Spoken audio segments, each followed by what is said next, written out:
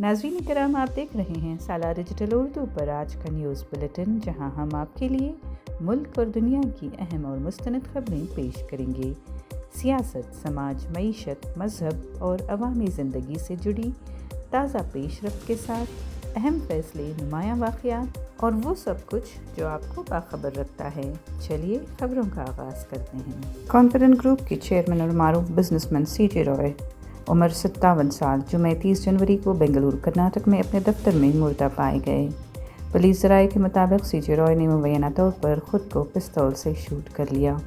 ये मामला Langford road पर वाक़ कॉन्फिडेंट ग्रुप के दफ्तर में रिचमंड सर्कल के करीब का है। इनकम टैक्स डिपार्टमेंट के हुक्काम ने मुबैना टैक्स चोरी के सिलसिले में कॉन्फिडेंट ग्रुप के मुतादिद दफातर पर छापे मारे थे। ज़राए के मुताबिक CJ रॉय इनकम टैक्स हुक्काम की कार्रवाई और मुबैना हरासानी के बायस शदीद ज़हनी दबाव में थे, जिसके नतीजे में उन्होंने ये इंतहाई कदम उठाया। पुलिस ने वाज़ेह किया है कि मामले की मुकम्मल तफ्तीश जारी है और तमाम पहलुओं से जांच की जाएगी। CJ रॉय को नारायणा हस्पताल HSR लेआउट ले जाया गया, जहां डॉक्टरों ने उन्हें मुर्दा करार दे दिया। बेंगलुरु सेंट्रल के DCP अक्षय हाके ने भी जाए वक़ुआ का दौरा करके हालात का जायज़ा लिया। CJ रॉय बिज़नेस और मीडिया हलकों में एक मारूफ शख्सियत थे। वो confident projects India private limited के चेयरमैन थे, जो रियल एस्टेट और इंफ्रास्ट्रक्चर के शोबे में एक बड़ी कंपनी समझी जाती है। उन्होंने कई सीजन्स तक मशहूर reality show big boss Canada की स्पॉन्सरशिप भी की थी। पसमानदगान में अहलिया और 2 बच्चे हैं। पुलिस ने मौत की तस्दीक कर दी है और मामला दर्ज करके मज़ीद तहक़ीक़ात जारी हैं। अगर आप या आपके आसपास कोई शख्स ज़हनी दबाव या नफ्सियाती परेशानी का शिकार हो तो बराह करम करीबी हेल्पलाइन या माहिर नफ्सियात से रब्ता करें। पसमानदा तबक़ात के महकमा फ़लाह व बहबूद के तहत मैट्रिक के बाद दी जाने वाली स्कॉलरशिप के लिए 2020-21 से 2025-26 के तालीमी सालों के दौरान रियासती स्कॉलरशिप पोर्टल SSP के ज़रिए दरख्वास्त देने वाले तलबा को अपनी मालूमात दुरुस्त करने का आखिरी मौका दिया गया। ताहम तकनीकी मसाइल के बायस तलबा को शदीद मुश्किलात दरपेश हैं। ज़ेर इल्तिवा स्कॉलरशिप की रकम की तक़सीम को मुमकिन बनाने के लिए महकमा फ़लाह बहबूद के ज़िली अफसरान ने तलबा को हिदायत दी है कि वो 31 जनवरी तक ज़रूरी मालूमात अपडेट करें। इसके बावजूद महकमा अभी तक तकनीकी मसाइल मुकम्मल तौर पर हल करने में नाकाम है। दरख्वास्त गुजार कई तलबा के बैंक खातों में आधार नंबर सीड न होना एक बड़ी रुकावट बन गया है। इसके अलावा तलबा के तालीमी रिकॉर्ड और SSP पोर्टल में दर्ज नामों में भी फ़र्क पाया गया है। काउंसलिंग के ज़रिए दाखिला लेने वाले तलबा ने दरख्वास्त के वक्त काउंसलिंग से मुताल्लिक़ डेटा दर्ज नहीं किया, जबकि कई यूनिवर्सिटीज़ ने गुज़िश्ता साल की तालीमी मालूमात पोर्टल के साथ शेयर नहीं की हैं, जिसके बायस स्कॉलरशिप और फ़ीस रीइम्बर्समेंट के अमल में ताख़ीर हुई है। इन तमाम मसाइल के हल के लिए रियासती स्कॉलरशिप पोर्टल पर तलबा के लॉगिन के साथ साथ ताल्लुक़ा और ज़िलई पसमानदा तबक़ात के फ़लाही अफसरान के लॉगिन में भी मालूमात दुरुस्त करने की सहूलत फ़राहम की गई है। अहल तलबा को हिदायत दी गई है कि वो फ़ौरी तौर पर लॉगिन करके अपना डेटा दुरुस्त करें। ताहम तलबा का कहना है कि उन्हें गुज़िश्ता 3 बरसों से कोई स्कॉलरशिप नहीं मिली और वो हज़ारों रुपए खर्च करके दफातर के चक्कर लगा कर थक चुके हैं। दिल्ली हाई कोर्ट ने 2020 के शिमाल मशरक़ दिल्ली फसादात से मुताल्लिक़ बड़ी साजिश के मामले में साबिक़ आम आदमी पार्टी के काउंसलर ताहिर हुसैन की ज़मानत की दरख्वास्त मुस्तरद कर दी है। अदालत ने कहा कि ताहिर हुसैन के ख़िलाफ़ ऐसे इब्तदाई शवाहिद मौजूद हैं जो उन्हें फसादात की मनसूबाबंदी और तशद्दुद को मुनज़्ज़म करने में एक अहम किरदार के तौर पर ज़ाहिर करते हैं। हाई कोर्ट की बेंच ने वाज़ेह किया कि ये फसाद अचानक नहीं बल्कि मनसूबाबंद और मुनज़्ज़म अंदाज में किए गए थे। अदालत के मुताबिक इस्तिग़ासा के शवाहिद से ज़ाहिर होता है कि ताहिर हुसैन ने माली वसाइल, असलहा और अफराद मुहैया किए थे और तशद्दुद को हवा देने में सरगर्म रहे थे। ताहिर हुसैन ने दलील दी थी कि सुप्रीम कोर्ट ने इस केस में कुछ दीगर मुल्ज़िमान को ज़मानत दे दी है, लिहाजा उन्हें भी इसी बुनियाद पर राहत दी जाए। लेकिन अदालत ने इस दलील को मुस्तरद करते हुए कहा कि हर मुल्ज़िम का किरदार अलग होता है और ताहिर हुसैन का किरदार दीगर मुल्ज़िमान से ज़्यादा संगीन और मुख्तलिफ है। ये मुकदमा दिल्ली पुलिस की जानिब से दर्ज किया गया है, जिसमें ताहिर हुसैन पर गैर कानूनी सरगर्मियों की रोकथाम के कानून UAPA समेत दीगर संगीन दफ़ात के तहत इल्ज़ाम आयद किए गए हैं। یہ فسادات شہریت ترمیم قانون CAA کے خلاف احتجاج کے دوران فروری 2020 میں ہوئے تھے، جن میں درجنوں افراد ہلاک اور سینکڑوں زخمی ہو گئے تھے۔ عدالت نے کہا کہ اس مرحلے پر طاہر حسین کو ضمانت دینا تفتیش اور سماج دونوں کے لیے نقصان دہ ہو سکتا ہے، اس لیے ان کی درخواست مسترد کی جاتی ہے۔ سپریم کورٹ نے یونیورسٹی گرانٹس کمیشن UGC کے 2026 ایکویٹی ریگولیشنز کے نفاذ پر روک لگا دی ہے، کیونکہ یہ قواعد مبہم ہیں اور معاشرے پر سنگین اثرات ڈال سکتے ہیں۔ عدالت نے حکم دیا ہے کہ اس معاملے میں حتمی فیصلے تک 2012 کے اینٹی ڈسکریمنیشن قواعد ہی نافذ رہیں گے۔ عدالت نے مرکز اور UGC کو ہدایت دی ہے کہ وہ اس معاملے میں اپنا جواب داخل کریں۔ اس کیس کی اگلی سماعت 19 مارچ کو مقرر کی گئی ہے۔ ان قواعد پر ملک بھر میں احتجاج اور سیاسی رد عمل بھی دیکھنے کو ملا۔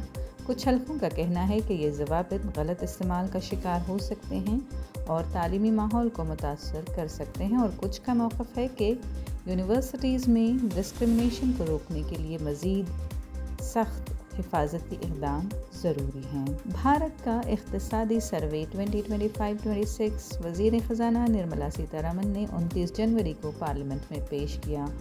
سروے کے مطابق مالی سال 2026-27 میں بھارت کی مجموعی گھریلو پیداوار یعنی GDP میں 6.8 سے 7.2% تک ترقی متوقع ہے، جو رواں مالی سال کی 7.4% اندازہ شرح سے قدرے کم ہے۔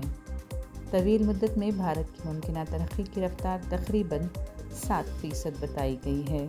سروے میں کہا گیا ہے کہ معیشت میں مضبوط میکرو اکنامک استحکام برقرار ہے۔ 2025 میں افراط زر کم ہو کر تقریباً 1.7% رہا۔ بینکنگ شعبے میں دباؤ کم ہوا ہے اور خراب قرضے کئی دہائیوں کی کم ترین سطح پر آئے ہیں۔ برآمدات خاص طور پر خدمات کے شعبے میں ریکارڈ سطح تک پہنچ چکی ہیں اور زر مبادلہ کے ذخائر $700 ارب سے تجاوز کر گئے ہیں۔ مینوفیکچرنگ اور بنیادی ڈھانچے میں PLI اسکیمز، شاہراہوں اور ہوائی اڈوں کی توسیع سے بہتری دیکھی جا رہی ہے۔ زرعی پیداوار ریکارڈ سطح پر رہی، جس سے دیہی آمدنی میں اضافہ ہوا۔ تاہم سروے کے مطابق ڈیجیٹل ایڈکشن اور نیند کی کمی جیسے سماجی خدشات پر بھی خبردار کیا گیا ہے۔ کرناٹک کے ٹھیکیداروں نے ریاستی حکومت کو خبردار کیا ہے کہ اگر 37,370 کروڑ روپے سے زیادہ واجب الادا رقم جلد جاری نہیں کی گئی تو وہ 5 مارچ سے تمام سرکاری ترقیاتی کام بند کر دیں گے۔ کرناٹک اسٹیٹ کنٹریکٹرز ایسوسی ایشن KSCA کے صدر R منجوناتھ نے بتایا کہ پانی کے وسائل کے شعبے کے 13,000 کروڑ روپے اور پبلک ورکس ڈپارٹمنٹ کے 8,370 کروڑ روپے کے بل سب سے زیادہ پیچھے پڑے ہوئے ہیں۔ شہری ترقی اور چھوٹے آبپاشی محکموں کے بل بھی واجب ہیں۔ منجوناتھ نے بتایا کہ کچھ محکمے کمیشن اور کرپشن کی وجہ سے ٹھیکیداروں کو نقصان پہنچا رہے ہیں اور چھوٹے مقامی ٹھیکیداروں کو بڑے کاروباری گروہوں کے لیے ہٹا دیا جا رہا ہے۔ انہوں نے وزیر اعلیٰ سدرامیا سے ادائیگی کرنے کی درخواست کی ہے اور کہا ہے کہ کئی سال سے تاخیر کے باعث بہت سے ٹھیکیدار مالی بحران اور قرض میں ڈوبے ہوئے ہیں۔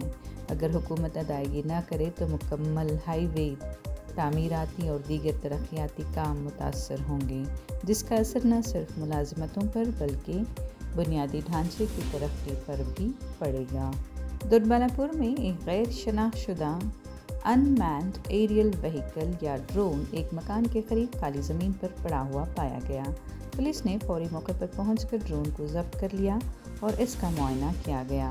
مقامی لوگوں نے بتایا کہ علاقے میں ایک ہندو سماجی تہوار کی شوبھا یاترا جاری تھی، جس کے باعث اکثر لوگ باہر جمع تھے۔ ڈرون میں بیٹریز اور الیکٹرک وائرز جڑے ہوئے تھے، تاہم ابتدائی معائنے میں کسی خطرناک یا دھماکہ خیز مواد کے آثار نہیں ملے۔ دوڈبالا پور گاؤں پولیس نے تفتیش شروع کر دی ہے، ساتھ ہی CCTV فوٹیج اور دیگر شواہد اکٹھے کیے جا رہے ہیں تاکہ یہ معلوم ہو سکے کہ یہ ڈرون کہاں سے آیا ہے اور کس نے اسے چلایا تھا۔ ابھی تک کسی نے اس کے مالک ہونے کا دعویٰ نہیں کیا ہے۔ 17ویں Bangalore international film festival BIFF کا افتتاح تنازع کے ساتھ ہوا ہے، جہاں نامور اداکار اور فیسٹیول کے برانڈ ایمبیسڈر پرکاش راج نے ریاستی حکومت سے فلسطینی فلموں کی نمائش کی اجازت کا مطالبہ کیا ہے۔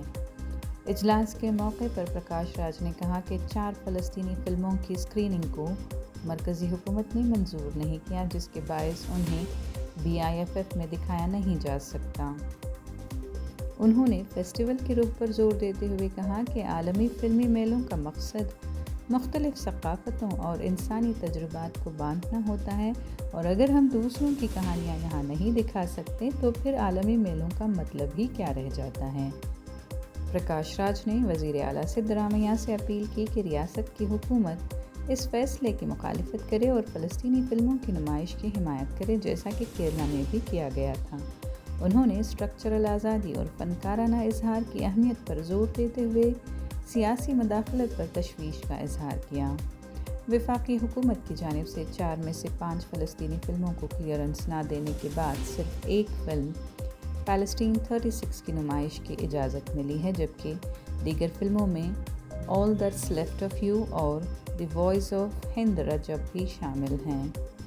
BIFF 30 جنوری سے 6 فروری تک مختلف سنیما گھروں اور پلیٹ فارمز پر جاری ہے، جس میں لولو مال، میجسٹک کے قریب سنیپولس سنیما، بنشنکری میں سچترا فلم سوسائٹی اور چامراج پیٹ میں مکّلکوٹا کے قریب کرناٹک فلم آرٹسٹ ایسوسی ایشن شامل ہیں۔ 300 سے زائد عالمی فلمیں اور 60 سے زائد خواتین ہدایت کاروں کی تخلیقات پیش کی جا رہی ہیں۔ آج کے نیوز بلیٹن سے اتنا ہی۔ اگلی ملاقات تک اجازت دیجیے، تب تک باخبر رہیں اور اپنا خیال رکھیں۔ کامنٹ سیکشن میں ہمیں ضرور بتائیں کہ آپ کون سی نیوز سننا چاہتے ہیں۔ سالار ڈیجیٹل اردو کو سبسکرائب، لائک اور شیئر ضرور کریں۔